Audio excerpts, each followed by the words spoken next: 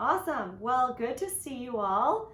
And today you're here for the talk on emotions. So I'll just let you know a little bit about who I am first. So my name is Affirmations. I'm a clinical social worker, psychotherapist, and I have a degrees in biology and psychology as well, and have done research in mental health. I use and love Western modalities for psychotherapy, but then also I'm a yoga teacher, Reiki master, hypnotherapist, and I teach a lot of mindfulness. So I also come from Eastern philosophies and spirituality and energetic philosophies, and also even quantum physics. So I kind of just put them all together. And it's always in my practice, I'm always working towards working with the person and whatever they feel comfortable with. So today, I know you did thoughts last week, or mental health. So part of mental health is also emotional health. And so today I'm going to talk about how thoughts and emotions are connected.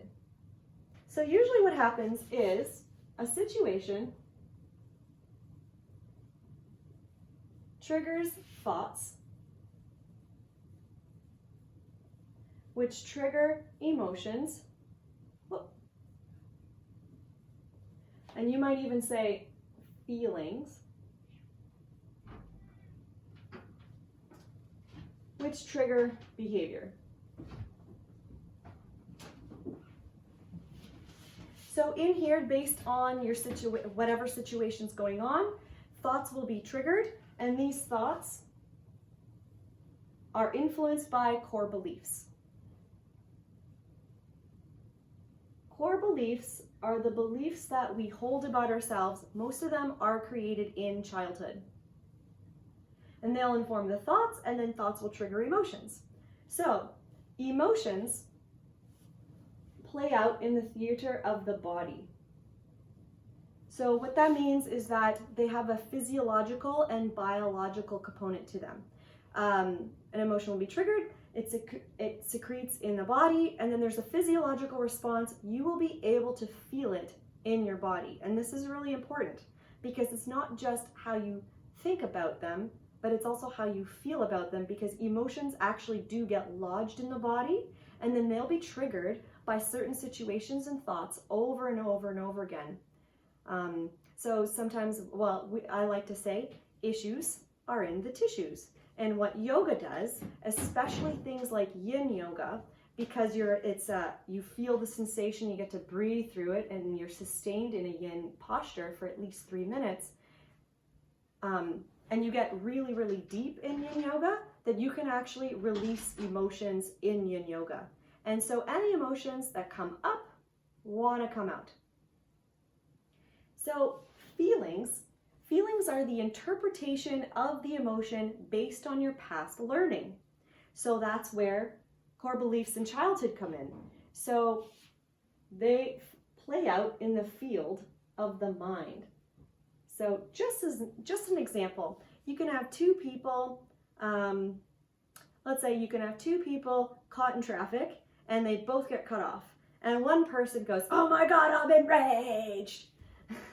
So they're really mad, and well, they're enraged, and that's how they describe it. And the other person goes, "Oh, well, that was annoying." So in that case, the person that was probably enraged is probably having thoughts around, "Oh my gosh, people are so disrespectful. Why are they disrespecting me?" And that will cause a really big form of anger. Both annoyance and enrage are the same emotion of anger. Same chemical, but the mind has now either increased the intensity, as in being enraged, or decreased the intensity because that person, for instance, that was saying that they're annoyed, maybe they were thinking, that person probably just didn't see me, and that's why they cut me off. So it's a less intense response, and that dialed down the emotion of anger.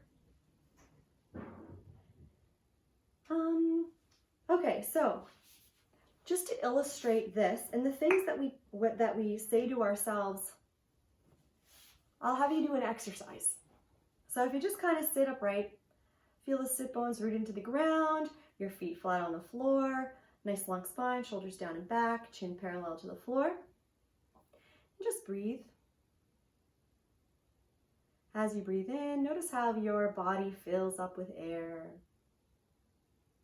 And as you breathe out, notice how your body breathes, exhaling everything out. And you can feel free to close your eyes. And I'm going to ask you to notice your body sensations in this moment. As you're just breathing, it's benign, nothing's happening. You're just noticing your breath. And now bring up a criticism. This could be something, it has to be something at least partially believable, maybe something that happened recently, or even a core belief that you have, a negative core belief that you have about yourself. So this could be, oh, I'm stupid, or I'm a loser. Just something that is at least partially believable that maybe you're struggling with.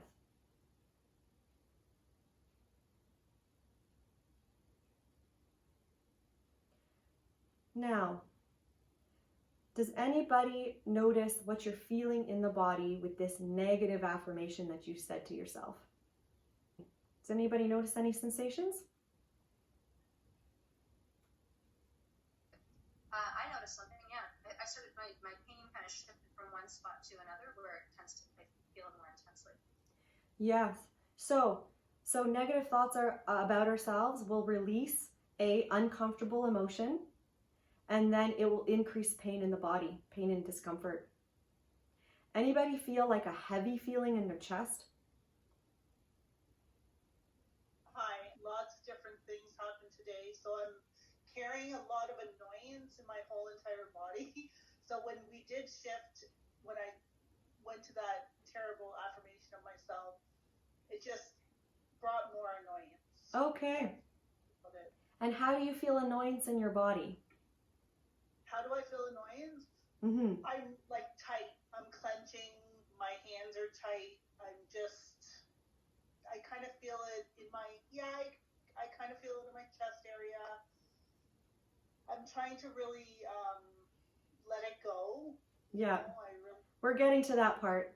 So I'm helping you feel more uncomfortable before we start with the feeling more comfortable. So thank you for that. That was great. So now, as you're breathing, you feel free to close your eyes. Now pick a compliment or something, maybe something that you know you're gifted at, talented at. So maybe you can say, I'm smart. Something that has to be at least partially believable, something pleasant. And say that over and over in your mind as you breathe.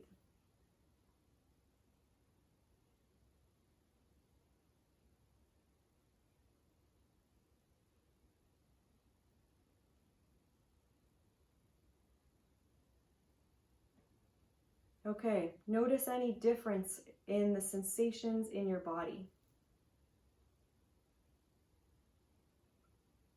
Honestly, it really, I should have done that 8 hours ago. It really made me feel happy, repeating that. So some pleasant chemicals were released in your brain. It ran through your bloodstream, and it lifted your mood vibrationally, like the frequency that you're vibrating at. It lifted that. That feels more pleasant. Anybody feel a decrease in pain or discomfort? Me, definitely. Yeah, so thoughts and feelings very powerfully connected. Any other comments on that? Or even questions? The sensation that I got was more of just like an opening and kind of like felt like lighter, like more clear. Ooh. As well. Yeah.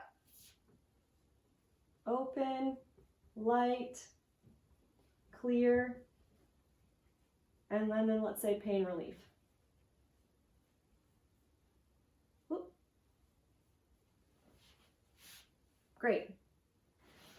So then, we can do this really powerfully with what we say to ourselves. We can change our emotions, how we say and what we say to ourselves.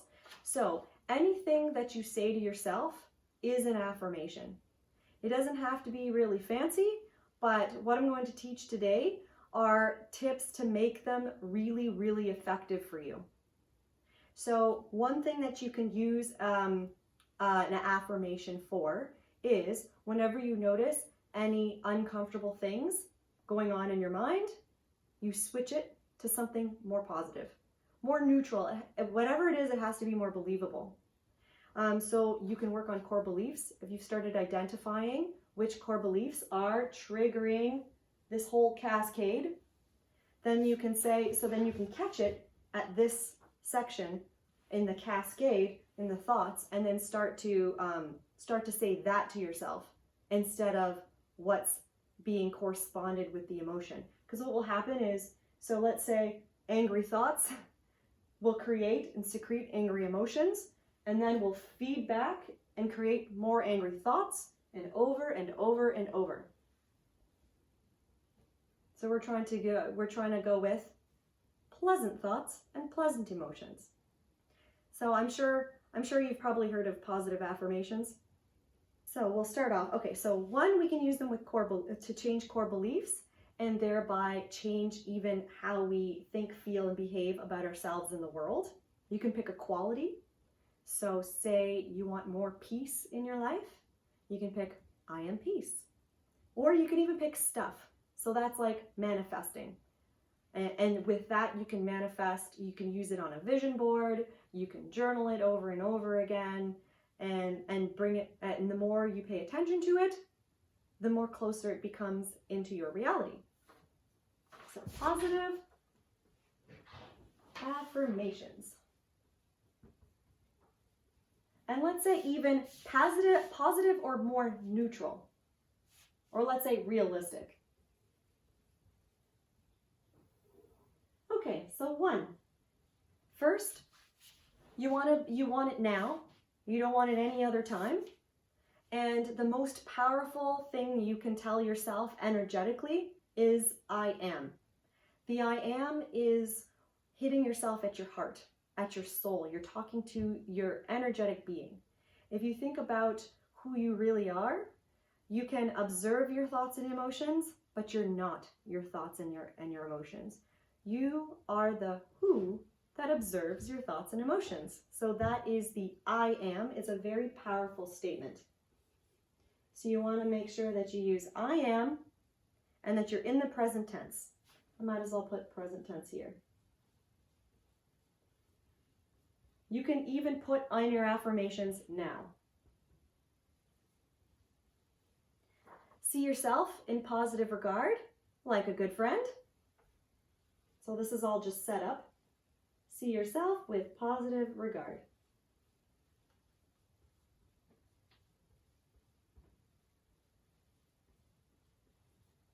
Something special about the unconscious mind is that it cannot see contractions. So things like won't, don't, even not. You don't want to use those words. So for instance, think about it in the positive, like something that you don't want. I don't want to get into a car accident. All the brain hears is, I want to get into a car accident. Because the unconscious mind does not hear the don't at all. Same with the not, won't, it won't hear it at all. 5, be specific. Okay, 6. This is where now we're getting into the supercharging of it. Use an action word. So in this one, my income is constantly increasing. So an action word, it's got to be dynamic, and usually they have ly at the end. And then a dynamic emotion word.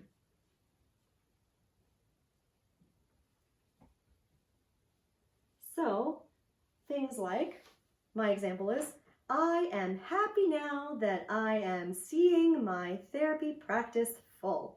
So happy is the dynamic emotion word, and you got to actually feel it in your body. So feel it. And then seeing is the action word. So it has to be at least somewhat believable. So when I'm working with clients, for instance, if I'm trying to help them change their negative self-talk about themselves, which is really, the root of it is a core belief, I will say, okay, well, for instance, I had a lady who felt that she was a bad mother and she was failing her kids. And so changing it to I am a good mother, she couldn't access that at all. It just felt 0% of her could believe she's a good mother. So we had to start off with satisfactory mother. She could, a little percentage of her said, yes, I am a satisfactory mother. I can at least hold on to that. And then once she was saying that over and over to herself, then she was finally able to go on as I am a good mother. And we did some more exercises in there where she actually proved it to herself that she was a good mother.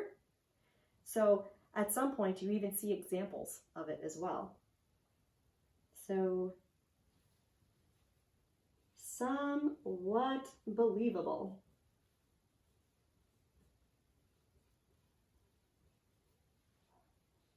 Nine, pair it with a smell.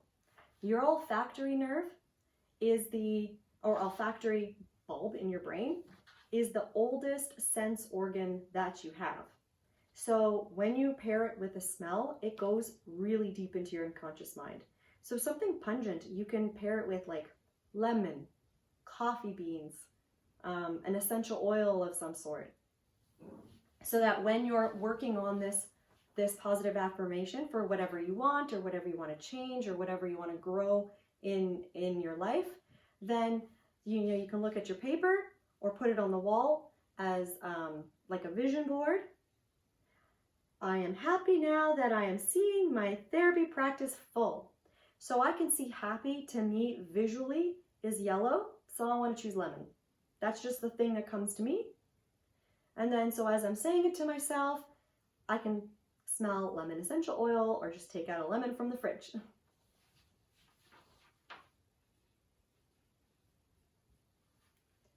And then 10, grateful. Tap into a sense of gratefulness now that you are living your best life. Any questions? I don't have a question, but I have a comment in regards to the scent. Mm-hmm. I never heard of that, considered that, would have thought of that. So that I learned something. So that's great. Yeah, you can actually pair it with a visual too. You can even supercharge it even more. Anybody ever use positive affirmations? Many times, yeah. Is there anything on this list that is new? I think my other affirmations only had about 2 or 3 of those things. Yeah, a lot of them. Yeah, you're getting really specific. Yeah, there's definitely more specifics in that method that you have there. Same with Kelly. Anything in the past that I've done, it's been like less than 5 kind of things. Just so Yeah, I like it. I like lists. yeah. I like writing them. So energetically, for instance, so there's this thing in quantum physics called the observer effect, and it's where researchers have observed electrons to be matter, so particles, but also waves at the same time, which is energy. And the deciding factor on whether the electron was going to be a particle or a wave was based on how much attention the researchers put on a spot. So they would shoot electrons at a sheet and they would all concentrate and be happy and excited that the electron was going to appear there. And so it did. So they used emotion, they used attention, they were probably using, positive affirmations, and this is all to manifest things into physical form. So you're taking with your consciousness, you're taking things out of the energetic grid of waves and energy and bringing it into physical form as a particle, as matter. Which is why I said one of the functions of this you can use is by manifesting stuff. Yeah, any other questions, comments? Yeah, I think with the positive affirmations, I also didn't wasn't pairing it with the scent, so that was an amazing piece of insight. But it's really important to do these types of activities, just like I was talking about with the self-care wheel. When you are in states like this, right? Like after discussing it, or when you are having a good day or something like that, and having those things prepared for times that you're not in that right mind frame, right? Because I know it's really hard. I mean, at least for me personally, creating affirmations, and it is actually a really challenging activity. So this list is really helpful because I hadn't associated them with this. It was kind of like, for example, I've been in this coaching group, one of my coaching groups for a bit, and every Monday they talk about affirmations, right? And for whatever reason, like most of the Mondays, I can't come up with one, right? For whatever reason, because I don't know, like maybe I'm just not accessing the right part of the brain. I feel too much pressure. It isn't coming organically to me, right? So having this list is helpful to figure out like what is that affirmation going to look like. So kind of getting into that habit of preparing them and having them accessible whenever you need them. Yeah, you bring up a good point. Actually, this point came up with one of my clients today. Was that when you're in a calmer mood, it's easier to come up with them because there's no uncomfortable, heavy emotions that are informing certain thoughts, right? So if you're in a better mood, it's easier to make we called it positive self-talk. So then when she was in a bad mood, she noticed that you can't access those positive things when you're in a low mood. It's way harder because that emotion is informing all those thoughts. It's like depressed emotions create depressed thoughts. So then you can actually see that you are not your emotions, you are not your thoughts, that this is a chemical process within yourself that's happening. And so put your positive affirmations on a cue card so when you need them, you take them out and you focus on them and you pay attention to them. And then to grow them in your life, you would meditate on them, focus on them, use your smell, and breathe in. What was mine? I am happy now that I am seeing my private practice full. On the inhale, and then I would say it in my head on the exhale, and I'm pairing it with lemon.